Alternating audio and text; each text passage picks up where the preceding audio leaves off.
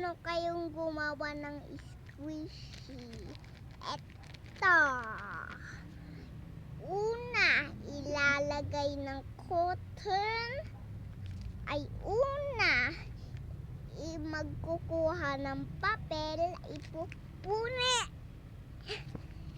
Tapos, kuha kayo ng cotton, isa lang, malaki. Tapos, madaming tissue.